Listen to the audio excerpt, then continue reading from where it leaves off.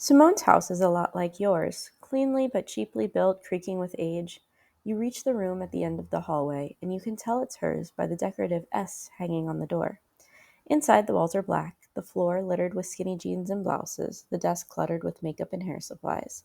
A poster of the Paris skyline hangs over her bed. You feel as if you're intruding. Probably you are. Sorry, it's such a mess. I had no idea you were coming, she says, closing the door behind you. Her smile's gone. She crosses her arms. You want to tell me what this is all about?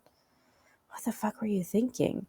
You wet your lips, pull out your phone. It's kind of hard to explain, but I didn't know who else to go to. I think the containment did something to me, and I figured you might be able to answer my questions because your dad. You give up. Show her the video. She sits down on her bed to watch it, gesturing for you to join her. You do, sinking into the mattress, practically sliding into her. Your legs are touching. The smell of her hair conditioner makes your head spin. Simone doesn't speak as she watches. She furrows her brow, just like her father. You bounce your knee, not sure what to do with yourself while you wait, then stop. You don't want to piss her off. You don't have to watch the whole thing, you say finally, your face warming. There's a lot of videos. They get pretty long, but it's wild, right? It has to be the containment. She hands the phone back, shaking her head slowly. You're fucking with me. You made this with a video editor or something. No, I swear to God, you say desperately. The containment messes with people on a genetic level, right? That's what makes it so dangerous, especially long term. So, could it cause something like this? If you're worried about the water, you should go to a doctor, Simone raises a brow. The way you're talking, maybe you should anyway.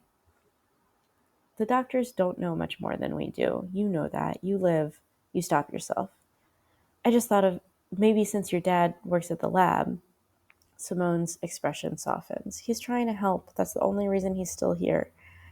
He and some of the other scientists knew about the containment long before the rest of the world did, but it was nearly impossible for them to get the story out. You can't just show there's pollution in the river. You have to prove it's hurting people. But it is. You think of the houses on your street that have been abandoned, the neighbors you've watched grow sick, the protests that gather outside City Hall every Sunday, smaller and smaller as people move away or pass away or simply give up. Simone looks at you knowingly. You have to prove it's hurting people they care about. You sigh. Right. It's not even just indifference, she goes on. It's worse than that. It's like they see this as a good thing. She laughs a little hollowly. I'm sure they wouldn't think so if they'd realized they were arming black kids with these kinds of abilities, though. That might get them to stop. So you're saying you believe me? I'm saying I want to.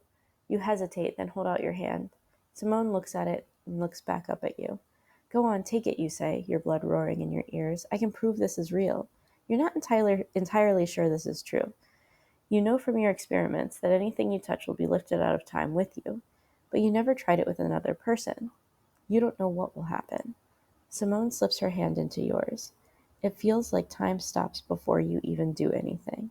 Just holding her hand has the same effect on you. The rush of excitement, the race of your heart, the sensation that you're the only thing in the world that's real. You try to quell your nervousness enough to concentrate, and then you do it. You stop time. You can see she feels something because she gasps. But it's hard for her to tell in her bedroom that anything has changed. You have to take her outside. You have to show her the rain. Come on, you say, grinning a little. And don't let go, or it won't work. She lets you lead her out of the bedroom and down the hall. The first thing she notices is her dog climbing the stairs, suspended in motion. Then her parents cleaning the kitchen, arranged like dolls in a house. Holy shit, she whispers. Something about the utter lack of sound must compel her to be quiet herself. And here you are calling me a liar. I never said all that. You both fall into silence as you make your way through the warmly lit entryway. You can feel Simone's eyes on the back of your neck. How come it took this long for you to talk to me, Jordan? She asks softly. Your face warms. You unlock the front door without turning around. We talk, you hedge. Not like this. Not about anything real. I can tell you're shy, though, so I tried to leave you alone. You step onto the front porch. It's chilly outside, and neither of you stop to grab your coats. You press closer together. The frozen raindrops shimmer before you like fallen stars. I just didn't want to force it, you say finally.